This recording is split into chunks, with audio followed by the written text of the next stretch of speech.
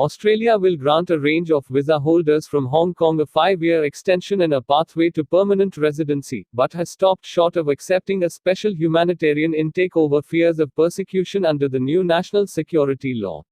The Prime Minister, Scott Morrison, announced on Thursday that Australia would also suspend its extradition treaty with Hong Kong, following a similar move by Canada, because it believed the national security law constitutes a fundamental change of circumstances. The government said almost 10,000 temporary skilled, graduate and student visa holders in Australia would be eligible for the special arrangements, along with a further 2,500 outside Australia and 1,250 applications on hand. There are also opportunities for future applicants and attempts to attract entrepreneurs.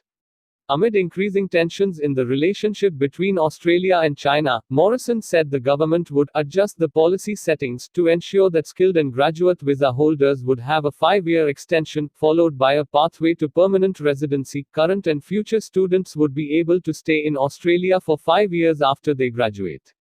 If you're a temporary visa holder, your visa will be extended to an additional 5 years from today, in addition to the time you've already been in Australia, with a pathway to permanent residency at the end of that period, Morrison told reporters in Canberra.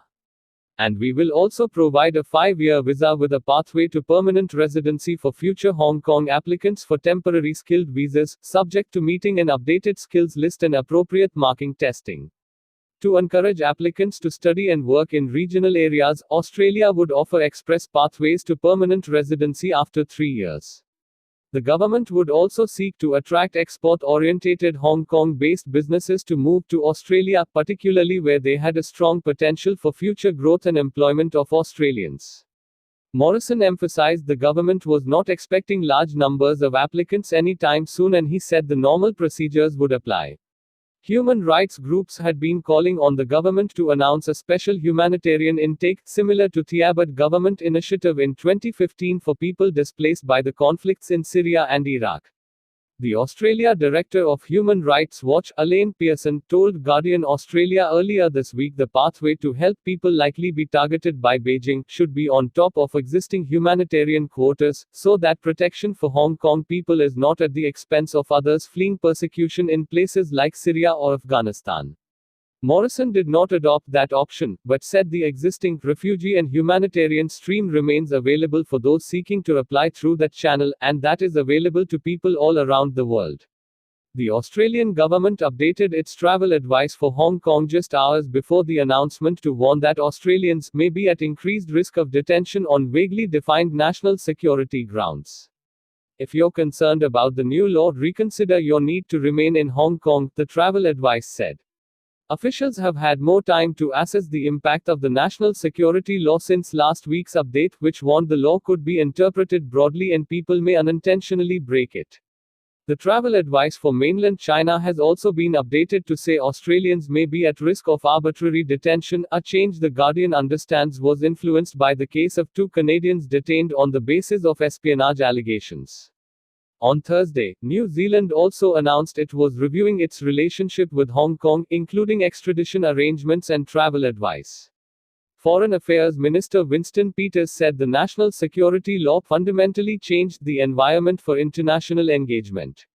Morrison revealed last week that he was planning to follow the lead of his British counterpart, Boris Johnson, in offering help to Hong Kong residents. Johnson has said he would honor a promise to offer nearly 3 million residents of the former British colony, those with British national overseas status, the right to settle in the UK. But on Thursday, Morrison cautioned against drawing parallels with Johnson's offer, noting that the UK had a very special relationship with Hong Kong, and that Australia was not talking about such large numbers. We're not talking about tens of thousands, or anything of that nature, Morrison said. The acting immigration minister, Alan Tudge, said the numbers were likely to be in the hundreds or low thousands.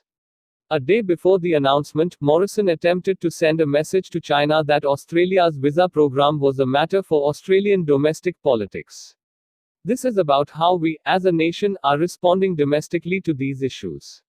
So these are decisions for Australia about who we provide visas to and on what terms and over what period of time.